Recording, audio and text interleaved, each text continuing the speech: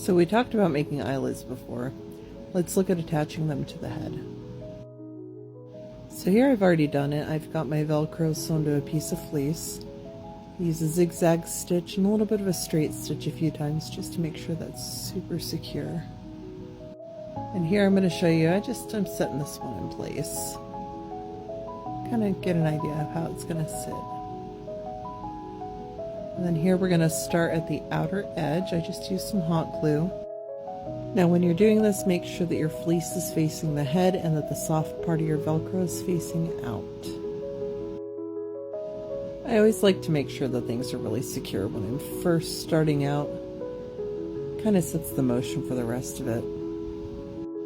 And I know that my big hands are kind of blocking the view, but here in a second you'll be able to see a little better. So I only run my hot glue on the velcro and fleece strip. Just lightly press it down, make sure it's good and in place there. It's not overlapping the eyeball. And then I'm going to go ahead and speed things up really quick here. I just go little by little, whatever you're comfortable with. And it's easier for me to put the glue on the fleece part just because it's easier to control where the glue is going. And then here I'm grabbing that little piece.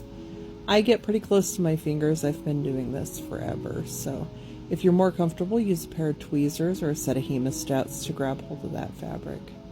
Don't burn yourself. Once everything's in place and solid, I go ahead and do a little bit of trimming, clean up the edges. You don't want too much fur protruding.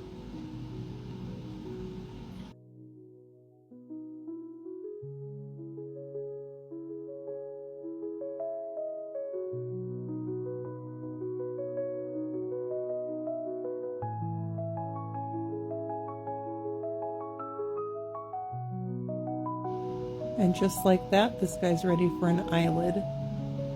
My client and I got a good laugh because I didn't make him eyelids just yet, so I used one of my own.